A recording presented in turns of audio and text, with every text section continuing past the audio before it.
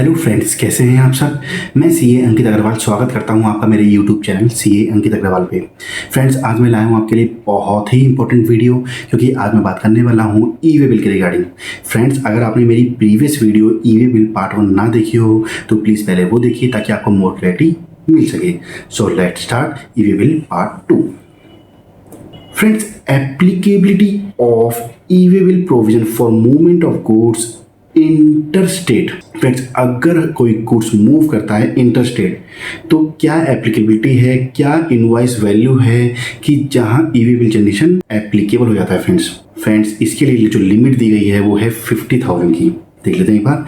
E way bill to be generated for interstate supply if aggregate value in conveyance. Friends, अगर मान लीजिए कोई transporter goods लेके जा रहा है अपनी कन्वेंस में, इंडिविजुअली हर सेलर का गुड्स 50,000 से कम है, बट अगर हम ऑल ओवर देखें तो उस गाड़ी में 50,000 से ऊपर का गुड्स है, तो यहाँ ई वे बिल एप्लीकेबल हो जाएगा। Friends, e way bill to be generated for interstate supply if aggregate value in conveyance exceed 50,000 और या फिर individual invoice exceed 50,000। Friends, E-way bill is required when during movement of goods within the state goods pass through another state।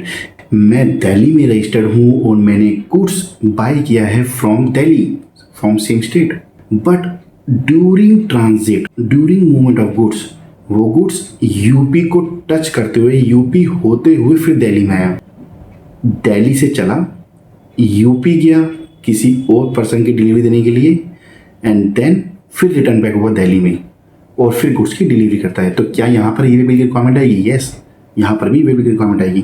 E way bill is required when during movement of goods within the state goods pass through another state. E way bill is required when supply of goods from TDA unit to SEZ unit.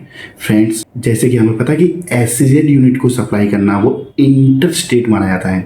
अगर आपने मेरी ये video ना देखी हो तो मैंने इसका लिंक शेयर कर दिया है डिस्क्रिप्शन बॉक्स में, आप वो भी देख लीजिए। एसईजेड को कोई भी हम गुड सप्लाई करते हैं वो इंटर स्टेट ट्रीट किया जाता है, एंड अगर ये इंटर स्टेट है तो IGST will B charge on invoice, because ये इट इज इंटर स्टेट। तो जब भी हम एसईजेड को गुड्स डिलीवर करते हैं तो यहाँ ई वे बिल की रिक्वायरमेंट आ जाएगी। E way bill is required when supply of goods from TTA unit to SEZ unit in the same state. 50,000 की लिमिट है। Friends, option to generate e way bill 50,000 की लिमिट है, means इससे ऊपर अगर हमारा इनवॉइस होगा तो हमें ई वे बिल जनरेट करना होगा। अगर हमारा इनवॉइस 50,000 से कम का है तो क्या हमारे पास ऑप्शन है ई वे बिल जनरेट करने की? Yes, it is optional to generate, not mandatory, but option है, आप कर सकते हैं। Option to generate e way bill even if value is less than 50,000। Value of consignment in part A to be inclusive of tax. Tax inclusive होगा। अगर कोई मेरा goods supply होता है फ्रेंड्स, एक्सेम्प्टेड भी एंड टैक्सेबल भी in a single invoice, तब ई way bill की जो रिक्वायरमेंट पड़ती है friends only of taxable supply की पड़ती है। एग्जेम्प्ट सप्लाई के केस में फ्रेंड्स ई वे बिल की रिक्वायरमेंट ही नहीं है। देख लेते हैं एक बार। However the value shall exclude, किसको एक्सक्लूड करेगा? The value of exempt supply of goods where the invoice issued in respect of both exempt and taxable supply of goods. Value of material in case of job work and leasing. Friends, अगर हम कोई goods send करते हैं for job work या फिर कोई goods send करते हैं फॉर लीजिंग पर्पस, तो ई वे बिल में क्या वैल्यू ली जाएगी? फ्रेंड्स, फुल वैल्यू ली जाएगी। मीन्स अगर कोई मैंने अपना जॉब वर्क के लिए गुड्स सेंड करता हूं जॉब वर्कर को और वो 10 लाख का स्टॉक है, then 10 lakh value is to be shown in e way bill when job worker will return back goods to the principal. Friend, जब जॉब वर्कर रिटर्न बैक करेगा गुड्स टू प्रिंसिपल, मान लीजिए जो 10 लाख का हमने गुड्स सेंड किया था उसमें उसके जॉब वर्क चार्जेस हैं 1 lakh, means total value approximate हो गई 11 लाख। जब जॉब वर्कर रिटर्न बैक करेगा गुड्स किसको? प्रिंसिपल को, देन ई वे बिल में जो उसकी वैल्यू ली जाएगी वो 11 लाख शो की जाएगी, नॉट ओनली 1 लाख। देख लेते हैं एक बार। Value of material in case of job work and leasing, in case material sent for job work the value should be total value of goods. When goods are returned after job work, the value should be inclusive of value of goods. Same case है friends, in case of equipment sent for leasing, अगर मैं lease पे कोई equipment दे देता हूं तो यहां पर भी मुझे ई वे बिल में उस इक्विपमेंट की वैल्यू शो करनी होगी। Not only the leasing charges, in case of equipment sent for leasing value of equipment should be full value, not mainly leasing charges. Friends ये क्यों कर रहे हैं हम ऐसे?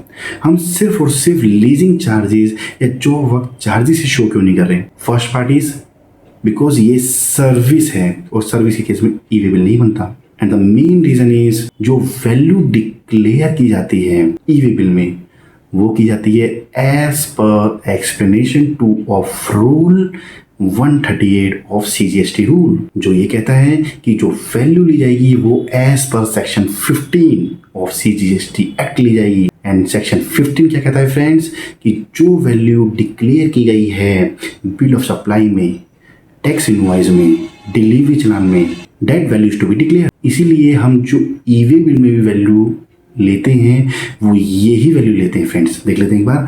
The reason is that as पर explanation 2 to rule 138 of CGST rule the value should be determined as per section 15 of CGST act. Section 15 क्या कहता है फ्रेंड्स?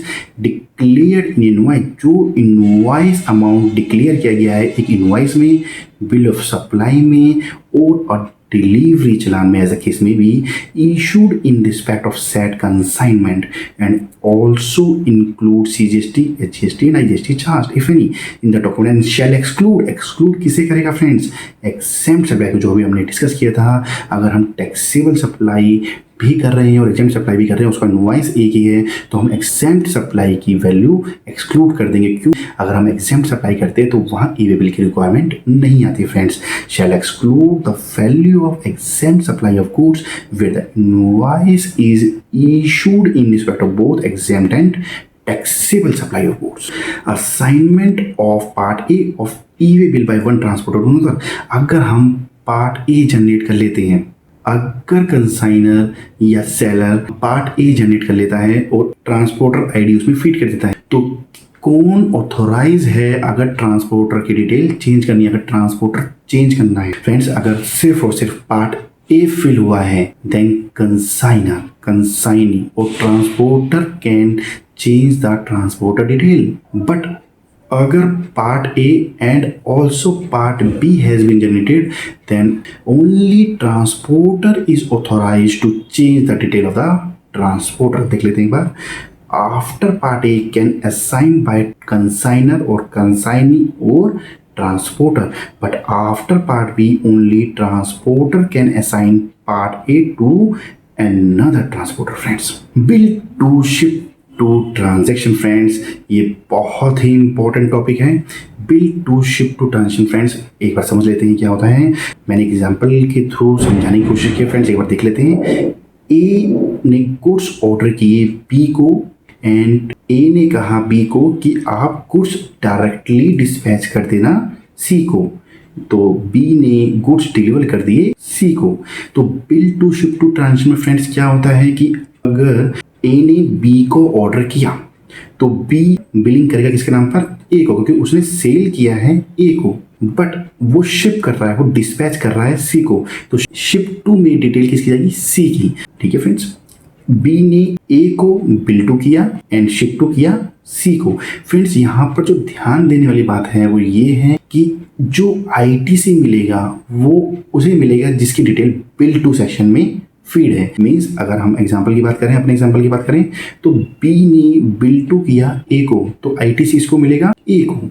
एंड दूसरी बात जो ध्यान देने वाली है फ्रेंड्स कि यहाँ क्या ये ट्रांजेक्शन इंटर स्टेट है या इंट्रा स्टेट है, वो भी डिपेंड करता है बिल टू पे, शिप टू पे नहीं, बिल टू। मान लीजिए ए है दिल्ली का पर्सन एंड बी है यूपी का पर्सन ए ने ऑर्डर किया यूपी से, बी यूपी से, कि आप गुड्स डिस्पैच करो सी को, जो यूपी में ही है, आप डायरेक्टली डिस्पैच कर दो सी को यूपी में ही।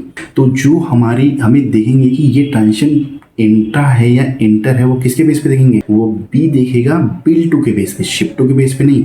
मीन्स बिल टू किसको किया है, ए को, बी ने बिल टू किया है ए को, तो ये दिल्ली में है और ये यूपी में है, तो ये ट्रांजेक्शन हो गई इंटर स्टेट फ्रेंड्स। तो यहाँ पे क्या लेवी होगा, यहाँ लायबल होगा आईजीएसटी, यहाँ आईजीएसटी लगेगा फ्रेंड्स। ओके, यहाँ तो हमने समझ लिया कि आईटीसी किसको मिलेगा, एंड दूसरी चीज की टैक्सेबिलिटी कैसे निकालेंगे, सीजीएसटी जीएसटी लगेगा या आईजीएसटी लगेगा, ये कैसे देखेंगे। बट यहाँ हम ईवी बिल की देख रहे हैं, तो यहाँ देख लेते हैं ईवी बिल की रिक्वायरमेंट कैसे फुलफिल होगी। फ्रेंड्स, केस 1 है, अगर ईवी बिल जनरेट किया जाता है बी के थ्रू, जिसने माल डिलीवर किया है, ठीक है, तो देख लेते हैं बिल फ्रॉम। फ्रेंड्स, जैसे बिल टू शिप टू होता है, ऐसे bill from ship from. Let's say an example, C ने माल लिया किससे, ए से, सी ने गुड्स बाय किया ए से, बट डिस्पैच कहां से हुआ इसको, बी से, तो सी के लिए बिल फ्रॉम कहां से हुआ, ए से, उसने गुड्स खरीदा ए से। बट अगर हम कहेंगे कि डिस्पैच कहां से हुआ, डिस्पैच फ्रॉम बी से, तो ये है friends bill from dispatch from, same as bill to ship to. Where EV bill is generated by B, EV bill अगर जनरेट करता है बी, तो ये क्या करेगा, बिल फ्रॉम, बिल कहाँ से बनेगा, बिल किसने बनाया है, बी ने गुड्स डिस्पैच किया है, बी ने गुड्स सेल किया है, तो बी है bill from. Bill from means bill कहाँ से बना है, गुड्स एक्चुअली डिलीवर कहाँ से हुआ है, किसने सेल किया है, वो बी ने किया है, तो bill from B, detail of B is to be filled. Dispatch from, friend dispatch कहाँ से हुआ है, वो भी बी नहीं किया है, तो detail of B is to be filled. Bill to, B ने बिल टू किसको किया है, वो ए को किया है, एक्चुअली में जो उसने सेल किया है वो किया है किसको, ए को, तो यहाँ पर बिल टू में किसकी डिटेल डलेगी, detail of A is to be filled. But ship to में, क्योंकि बी ने जो डिस्पैच किया है वो किया है सी को, तो यहाँ पर किसकी डिटेल डलेगी, detail of C is to be filled. Friend, आशा करता हूँ आपको ये कंसेप्ट समझ में आ गया होगा। फ्रेंड्स, एक और केस डिस्कस कर लेते हैं, केस 2, ताकि आपको मोर क्लैरिटी मिल सके। Where EV bill is generated by A ने गुड्स सेल किया सी को, तो इस केस में बिल फ्रॉम कहाँ से बनेगा, ये खुद जनरेट कर रहा है, तो बिल फ्रॉम कहाँ से बनेगा, बिल बनेगा ए से, क्योंकि ए ने सेल किया सी को, bill from A. Bill from में किसकी डिटेल आएगी, detail of A is to be filled, detail of A is to be filled, ठीक है। डिस्पैच फ्रॉम, डिस्पैच किसने किया है, बी ने किया है, कहाँ की डिटेल आएगी, तो बी की डिटेल आएगी डिस्पैच फ्रॉम में, detail of B is to be filled. Bill to, किसको बिल टू किया, ए ने किसको माल एक्चुअल में सेल किया है, वो किया है सी को, तो यहाँ पे सी की डिटेल आएगी, bill to, detail of C is to be filled. Ship to किया है, वो शिप टू किसको किया है, वो शिप टू भी सी को ही किया है, ठीक है, शिप टू भी, detail of C is to be filled. Friends, आशा करता हूँ आपको कंसेप्ट क्लियर हो गया होगा, bill to, ship to and bill from, ship from. Friends, कुछ और पॉइंट्स भी देख लेते हैं जो बहुत इंपॉर्टेंट है। ओनली वन ईवी बिल, चाहे बी ईवी बिल जनरेट करे या फिर ए ईवी बिल जनरेट करे, इन दोनों में से कोई भी कर सकता है, और इसे एक ने कर दिया तो दूसरे को करने की जरूरत नहीं है।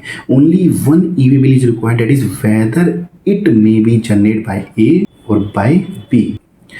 इन bill from dispatch from transaction, friends ये हमने पहले ही डिस्कस कर लिया था कि bill from dispatch from transaction में हमें जो टैक्सेशन देखनी है, कहाँ से देखनी है, वो बिल फ्रॉम से देखनी है। बिल फ्रॉम, जैसे कि हमने अगर देखें बिल फ्रॉम, अगर सी को बिल कहाँ से मिला है, ए से, बट डिस्पैच कहाँ से हुआ है, बी से, तो हमें जब ए ने बिलिंग करी है सी को, तो वो क्या लगाएगा, सीजीएसटी, जीएसटी, आईजीएसटी। ए दिल्ली में है और ये दोनों यूपी में है, बी भी यूपी में, सी भी यूपी में, तो bill from dispatch from, bill कहाँ से हुआ है, ए से, बट डिस्पैच कहाँ से हुआ है, बी से, तो ये इंट्रा स्टेट है, ये इंटर स्टेट है, ये इंटर स्टेट है फ्रेंड्स, क्योंकि जो बिलिंग हो रही है वो कहाँ से हो रही है, बिल फ्रॉम से, ए से, तो यहाँ जब इंटर स्टेट है तो यहाँ आईजीएसटी लगेगा। फ्रेंड्स, देख लेते हैं एक बार।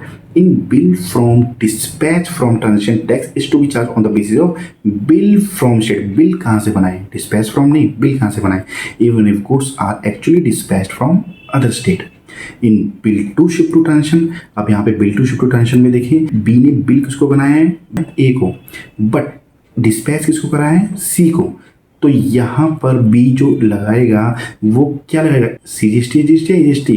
ए है दिल्ली में, बी और सी है यूपी में, बट इसने बिल किया है किसको, ए को, बट डिस्पैच किसको कर रहा है, सी को।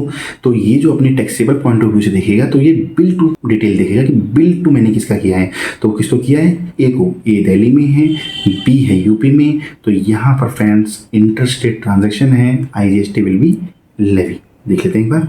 इन bill to ship to transaction tax is to be charge on the basis of bill to state even if goods are actually dispatch to other state, चाहे वो एक्चुअली डिस्पैच किया गया है टू अदर स्टेट में। Friends आशा करता हूँ आपको मेरी वीडियो अच्छी लगी होगी। अगर आपको मेरी वीडियो अच्छी लगी हो तो वीडियो को लाइक कर दीजिए, चैनल को सब्सक्राइब कर दीजिए, बेल आइकन को प्रेस कर दीजिए ताकि आपको मेरी वीडियो की नोटिफिकेशन मिलती रहे। जल्द मिलता हूँ आपसे नई वीडियो के साथ, नई टॉपिक। तब के लिए थैंक यू, बाय बाय।